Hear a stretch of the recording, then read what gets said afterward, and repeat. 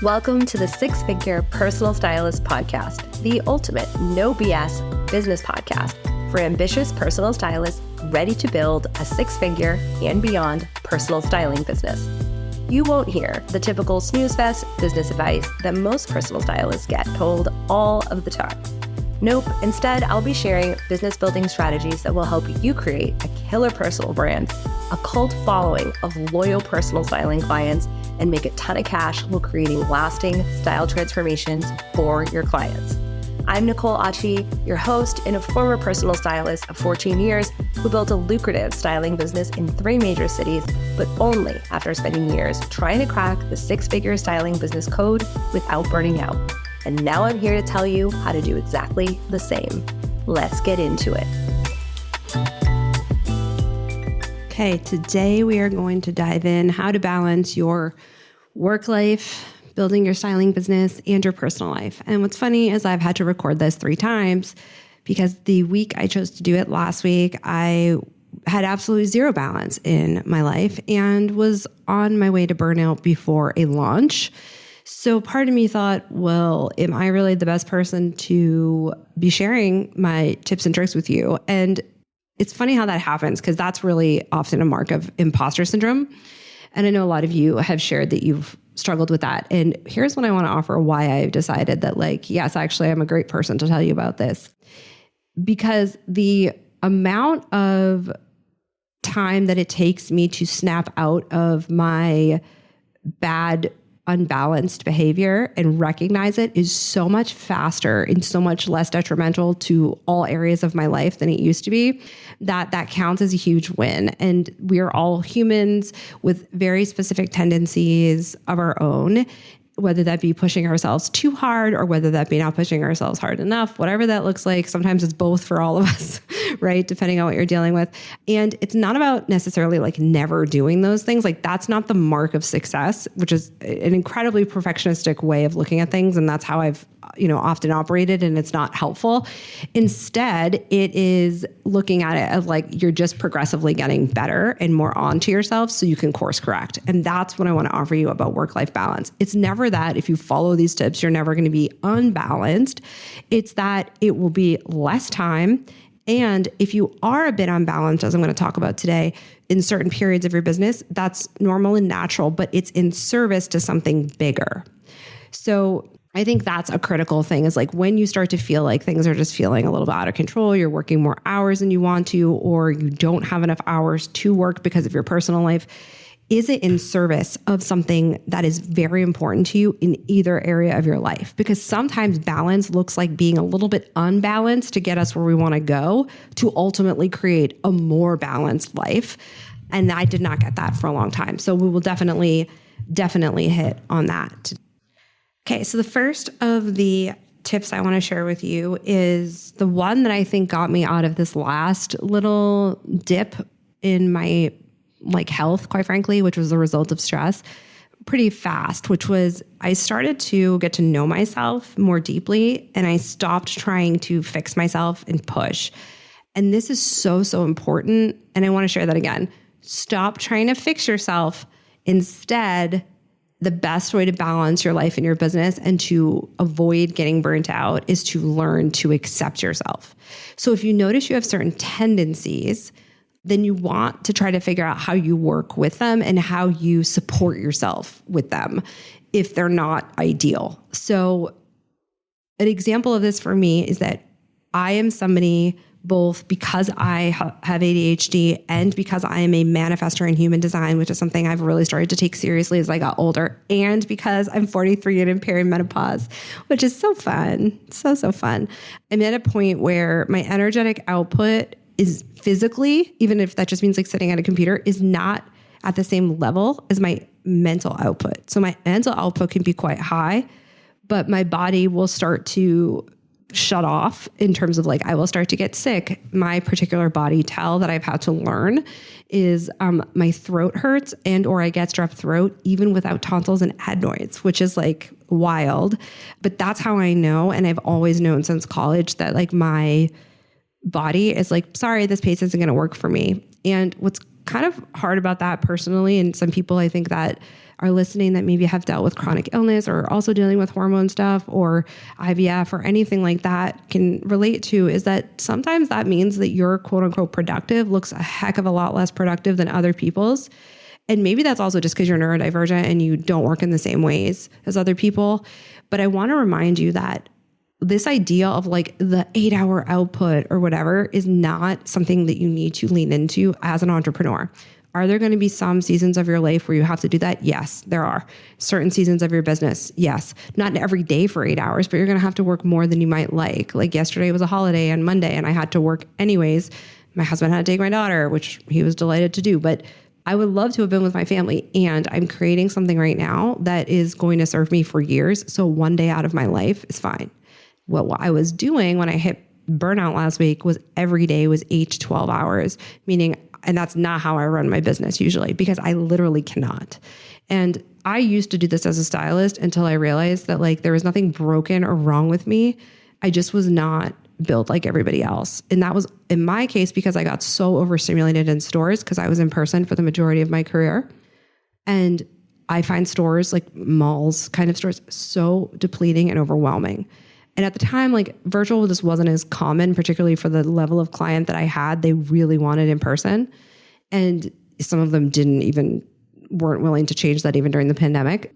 And so one of the things that I had to get was that beating myself up for that was not going to be helpful, but creating a business that was better service to that particular issue building a business that was more in service to that particular issue that was hard for me, which was that I would be in a mall or a store for like 2 hours and literally feel like it had been 8 hours. And by the time the client got there, I really was like chugging caffeine and just trying to do my best. And it's interesting when I notice now all the places and the times where I was so unaligned energetically, that's really when I was not calling in the best clients. My marketing wasn't as, so it's like everything kind of trickled down for that. But I was so busy constantly being like, you're being lazy. It's not hard enough. Because I was working a lot, but it felt like triple the amount to my body because it wasn't right for me.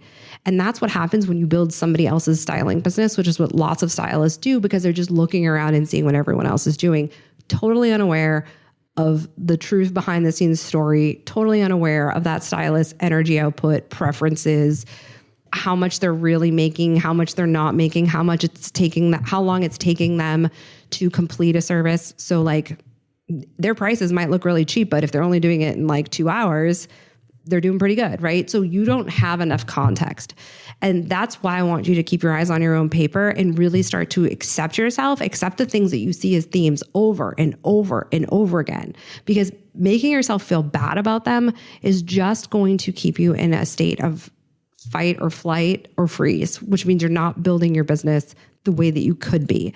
And there's no need to shame yourself in a world that has allowed us to build businesses in a million different ways. If you just look outside of the styling industry, that is the norm across the online space. Unfortunately, it is not the norm in the styling industry, which is why I'm trying to give you guys a different perspective, because if I had done this for myself, I probably wouldn't have decided over and over and over again, or questioned over and over and over again if this was the right path for me. If you're called to be a stylist and you get real fulfillment working with people that are outside of your friends and family, because I don't think you can really know this is for you until you get there. If you know that you get that high and that boost and it really feels like you're doing the right thing in your life and in your career, then there's a reason. But that doesn't mean that you have to do it the way everybody else is doing it. So important. And part of that is learning what your body tells are, like mine is sore throat. It's accepting that your output may look different than your partner's output or your friend's output or the way it looked when you worked at a corporate job because somebody already built the structure for you. So you didn't have to exert as much energy to get things done during the day. That's another one I have to remind stylists of all the time. Like, yes, maybe when you were working, you thought you got so much more done than you do in your own business, but that's because the foundation was laid. You're laying the foundation and you're building the whole building and you're helping clients all at the same time. Like that's a lot. So the reason why I've noticed that when I have coached stylists to try to accept themselves and accept their specific type of energy output. Like another good example of this is I work with a couple stylists who are very extroverted, and they went online and they couldn't figure out what was not feeling right about their business. And the answer was they went online, and they don't get the same energy that they got in person. So we just changed the ratio of online to in person, and they feel so much better. They didn't want to give up the virtual aspect, the fully virtual aspect, because they had clients that they loved in that space, and it really offered them some diversity of viewpoints that they enjoyed.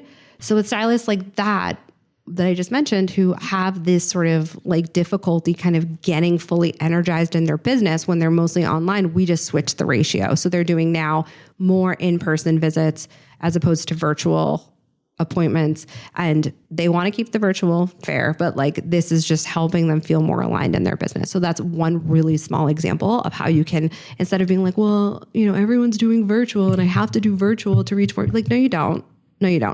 Unless you're in a place where the average median income is super, super low across any of the places you could drive to, you are probably going to be fine. Of course, if you're in a big city, the world is more of your oyster. But even if you're in a place that's not a big city, you can still, work on different ways of getting your energy kind of really well calibrated if you're not doing a lot of in person, because it's just not conducive to the area that you're in. Like all of those things can happen.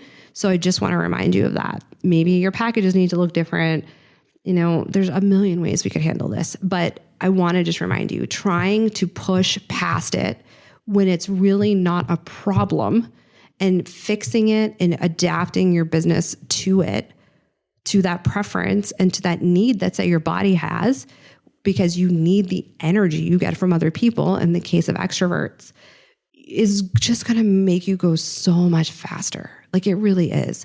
So often we're looking for these fixes outside of our business, like hiring more people and doing this and that. And I am all for that in certain cases, but usually people are grabbing for those things when they either don't want to put in the kind of concentrated mental energy, like in their marketing, or they misunderstand where their energy deficit is coming from. So even if you're dealing with a health crisis or health issue, if it's not a crisis, like an ongoing management of a health issue, first of all, I would always argue that your health is a part of your business balance and your business acumen, if you will. The better you get at taking care of yourself, the better you're going to get at your business. I don't know one person who does incredibly well in business, who is a thought leader, who is looked up to, who's respected, who doesn't also take care of their body at this point in time. And again, this doesn't mean you have to be a health fanatic, but you do have to have it in the equation.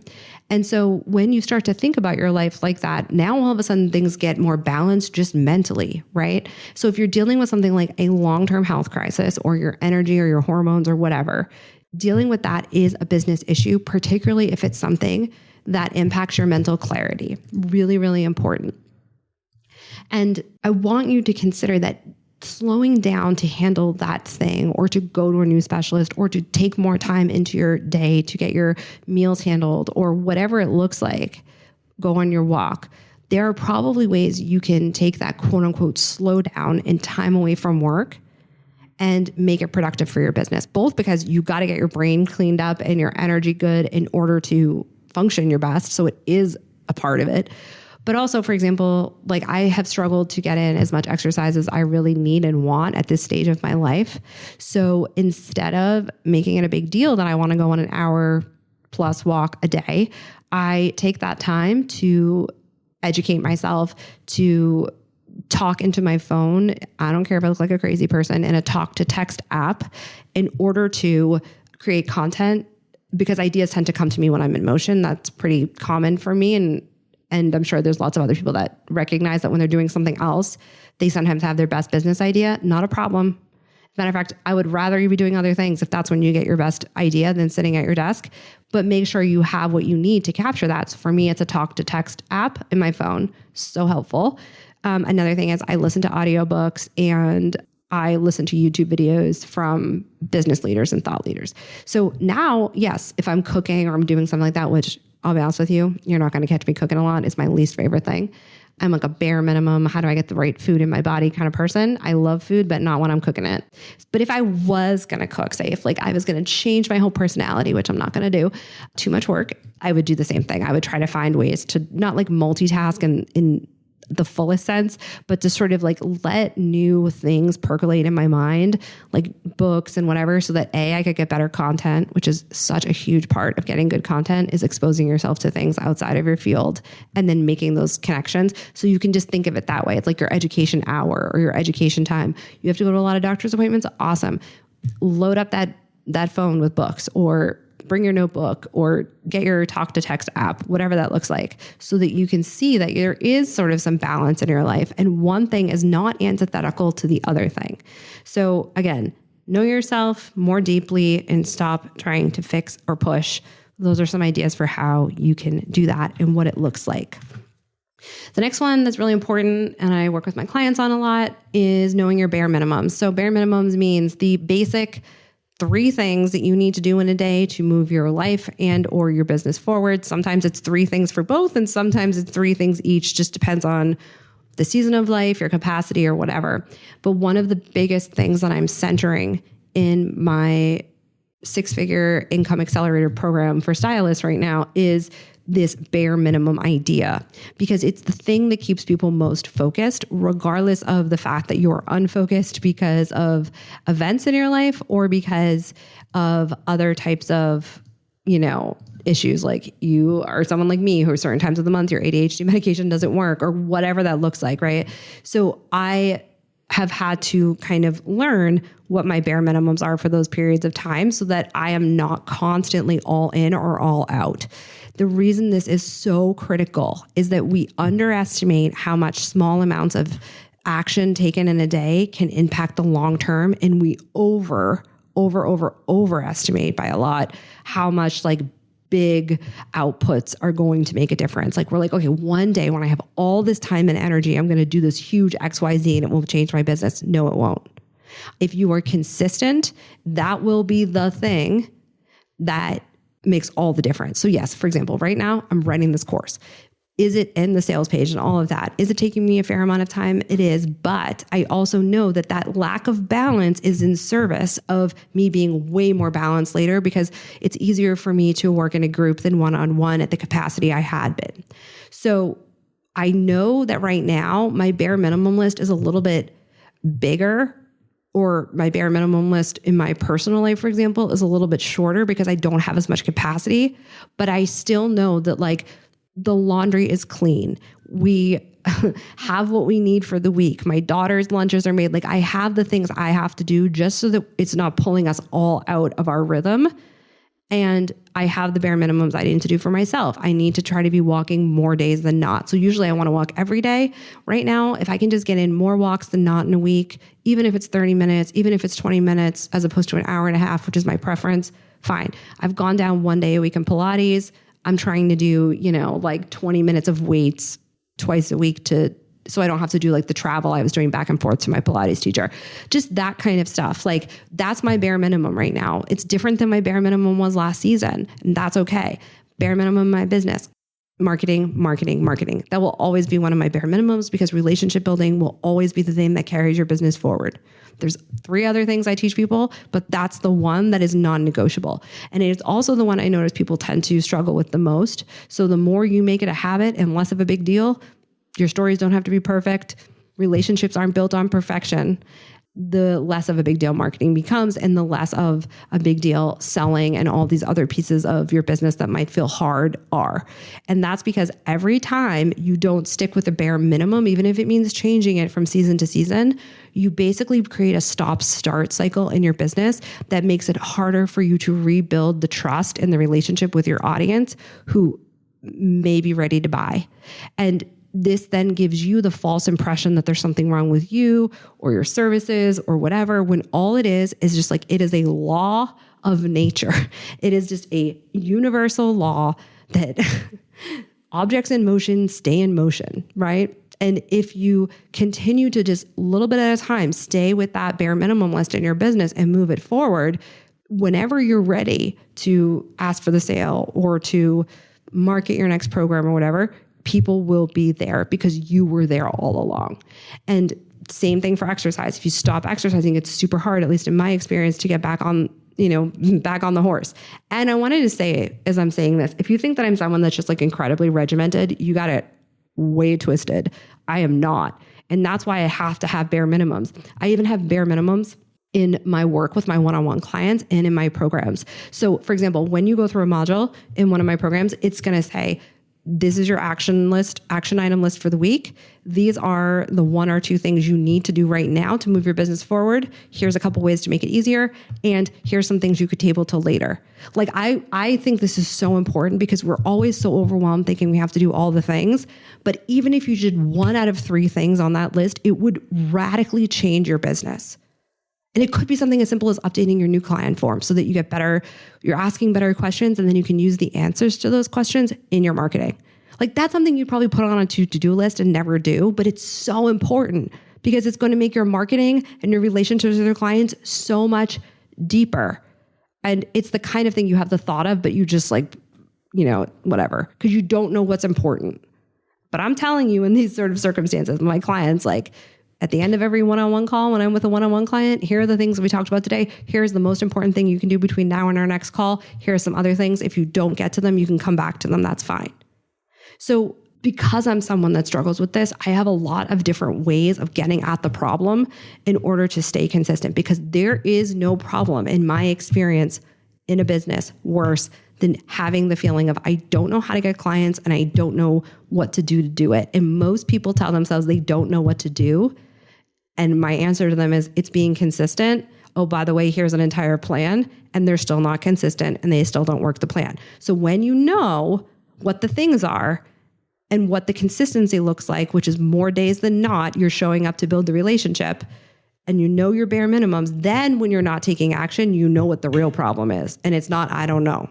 It's, I'm choosing not to. Let's figure out why that's the case.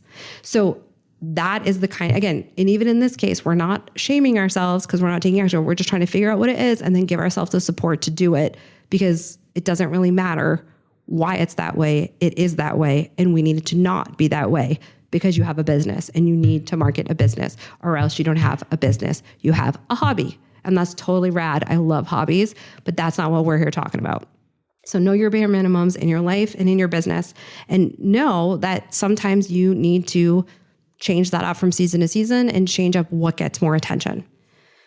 This third one took me a long time, and I think it's because I wasn't a mom. Not that I think you need to be, because I still have clients that have no desire to be a mother and they struggle with this. So I don't know, maybe my story that it's because I didn't have a kid is wrong, but I really used to struggle with this idea that like what I'm doing and paying for in my personal life is impacting my business. So I used to think like that I needed to be able to have to clean my own house, cook all my own food, do my own grocery shopping, and obviously run my own business. This is even before I had a child, or else like I wasn't legitimate, or I was falling down, or it was like some kind of I think honestly, I don't know if I would have used these words, but in retrospect, I think I thought it was like a moral failure.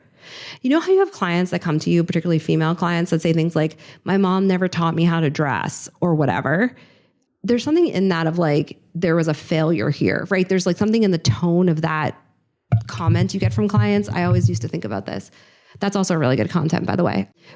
And so like I had that too. Like I had that idea in the back of my head of like, I can't do all these things. So like I'm failing. I don't know if it was as a woman or I don't know. I think it was as a wife, but like, cause I could never do it married or unmarried. Like I'd rather be working. That is just my personality. Even when I was in graduate school, I used to buy like a rotisserie chicken and like live on it for a week, because that was kind of how I thought of like, it's just not worth it to me to cook all this food and take all this time and then clean all this up. I'd rather be using my time in a different way. So what's fascinating is like, I used to think that if I paid for my groceries to be delivered or any of these things, or like send out my laundry or whatever, I was like failing. But what if I had just seen that like actually doing those things gave me more time for my business, or made me a better business owner, or better for my clients because I was in a better mood because I had more relaxation time.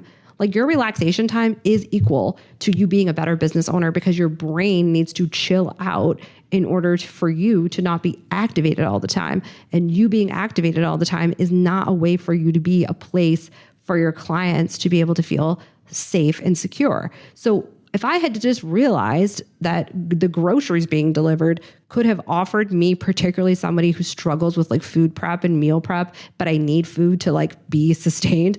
If I had just handled that, I would have, I think, seen the impact it had on my business like so many fold that it would have been worth it. But I was so stuck in some kind of like unspoken moral judgment about it.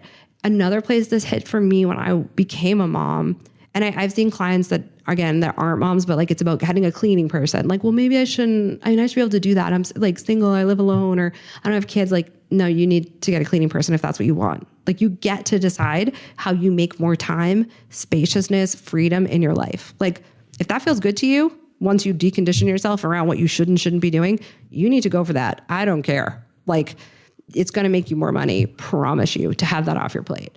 So another one when I had a daughter was that I went to Rachel Cook, who's a business strategist who I've worked with, and a friend over the years who has like a multi-million-dollar business. And I said, Rachel, I keep looking on social media and I had like really done a good job not following mom content. I still don't, because I really just wanted to be in my own lane as a mother and listen to my instincts, which I think is something being so old and having my daughter at 40 helped, like that life wisdom helped. I'm positive 27-year-old me would have done the exact opposite. So there's a silver lining to that.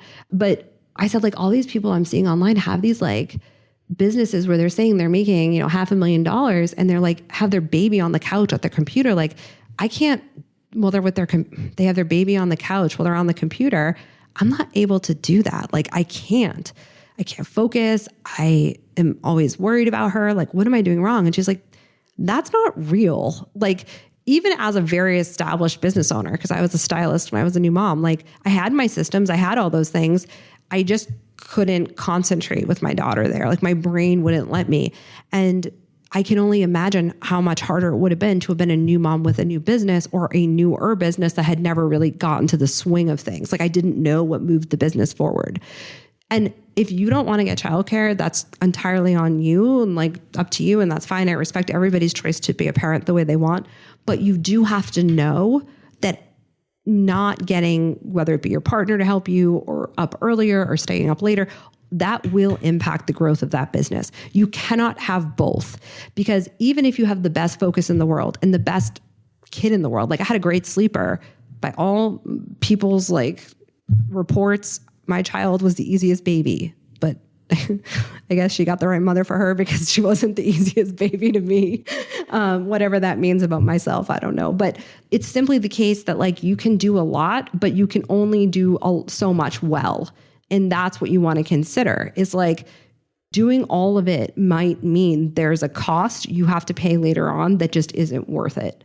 So whether that's, again, whatever your sort of childcare, or even like I have a client who has like a bunch of dogs that are really hard, like doggy daycare, whatever it looks like for you to have the other humans, animals, things that you love taken care of so that you can focus on what you need to. That is a business expense. Now, I'm not saying that my accountant would be delighted with me telling you that. I don't know that you can write it off. But in the scheme of how you charge in your business, you should consider those things. And that's a piece that I think a lot of stylists miss. And that's why I'm saying that your home life and handling that and getting more help in that often does yield more money and more ease in your business in ways you might not expect, because space does that for you. So if you need to charge a little more to cover the cost of that, please consider this your permission. Okay. Whether again, groceries, house cleaner, whatevs, it doesn't matter what your life circumstances are. If those are things that you struggle with and are not enjoyable in any way, get help. Okay. The fourth one, I kind of touched on this, so I won't go too much more into it, but just knowing the difference between helpful lack of balance and unhelpful lack of balance is life-changing. So like I said earlier, right now I'm in a period where I'm a little bit less balanced in my personal life to professional life ratio because I am about to go into a launch. By the time this is out, the program will already be out there and you could get on the wait list for the next one. But basically, I know that I'm creating something for the future, and that will require me to put in some time. Now, one of the ways that I don't get myself insanely unbalanced during periods like this that are already a little bit like unbalanced in terms of the time distribution I'm giving to things, is I know that whatever I create in my business is an asset, and assets are things that appreciate with time, and things that appreciate with time often need course correction. Your business and everything you're creating for it should be an asset, including your marketing, which is why you shouldn't just be throwing stuff out there to throw stuff out there, because that's not going to work for you in the long run. And so I am unbalanced right now, but I am not in perfectionist mode. I am in what is the easiest way to get this out at an 80 to 90% capacity, not at 100, not at perfect. Because what I can do is, as people are moving through the program and I'm getting their responses, because it's the first time I've done it, I can course correct it. I can even say, hey guys, you guys asked for this. I decided to create a new module for you. That's actually why I like live programs and teaching things live, because you get that opportunity to course correct it. And that's also true in your one-to-one services. Something that's missing and something you just launched, no big deal. Add it as a bonus to your client and then make it part of the process in the future. You cannot perfect things until you do things. So trying to launch something perfected, whether it be a one-to-one or a program, is insanity, because it's literally, that's not how it works. But when you think of the things you create in your business as an asset that appreciate over time, because you can go in and course correct them and make them better and tune them and fine tune them, that's how you become truly great, especially when it comes to marketing and messaging and things like that. So your lack of balance in the moment can be a little unbalanced, or it can be like crazy unbalanced. And in my experience, particularly energetically, being crazy unbalanced is trying to be perfect. It's looking outside yourself for the authority or for people to tell you what to do. And in my particular case, what I've noticed is I am deeply unbalanced if I'm starting to worry about what other people are doing. Like what quote unquote competitors, like I'm not someone that thinks a lot about competitors. Like it's not a natural part of my thought process, because I tend to think of more of like the better you do, the better we all do, particularly in this industry, because it needs to be brought up, I think, like as a whole in terms of how we think of ourselves and how the outside world, perceives stylists and stuff. So to me, that's not a natural thought. So when I'm going off course to like what other people are doing, or, sure sign things are more unbalanced than they need to be. Like that's a level of drama I'm creating that does not need to be there. So you probably have a version of something like that. So kind of having an idea of like, am I unbalanced in the moment in service of something else? And it's necessary because I'm creating an asset in my business, or you're training somebody or whatever, or am I unhelpfully unbalanced in my business because it's creating more drama and I'm off track and I need to kind of like rein myself in. And then the last point is just what I'm going to leave you with, which is remember that we rest so we don't quit. I think people tend to think that resting is problematic. I don't. I really want to show you again that you can build a business that is not high hustle all the time. And in fact, I think some of the best stylists I know do have that type of business. That's why I wanted to give you guys like the transactional versus the transformational, because the person that wants to go deeper and doesn't do well with like a lot of numbers in terms of clients does better with transformational, And so whatever you need to do to bridge the gap to get your business to where you want it to be a better reflection of you, is something that is going to require you to rest periodically in order to not quit. And there's no shame in that. There's also no shame in quitting if that's what's right for you. And we'll talk about that on another podcast for sure. But I wish that this dichotomy was something I didn't make a big deal when I was a stylist for so many years, because I used to think, well, if I'm taking a little bit of time off, like the whole business is going to fall apart. But every single time I did that, I usually got more clients because I just think energetically I was in a better place. Now, not everybody has my energy output. People are different. And so you may feel better when you're working a lot, or you may feel better because you're energized and around other people. But whatever it is for you that signals it's time to slow down, honor it, rest, don't quit. All right. I'll talk to you guys next time. Thank you so much for hanging out with me. It turns out that social proof is actually pretty important. So if you could help me out, I'd so appreciate it. If you just had a quick free moment and could leave me a rating or review on the podcast app, that would be killer. And even better, if you wanted to share this episode on Instagram and tag me, that would totally make my day. And it would bring so much more awareness to the podcast and would help other stylists just like you who are looking to build lucrative styling business, because the better each of us does, the better all of us do. Thanks for hanging out with me, and I'll chat with you next time.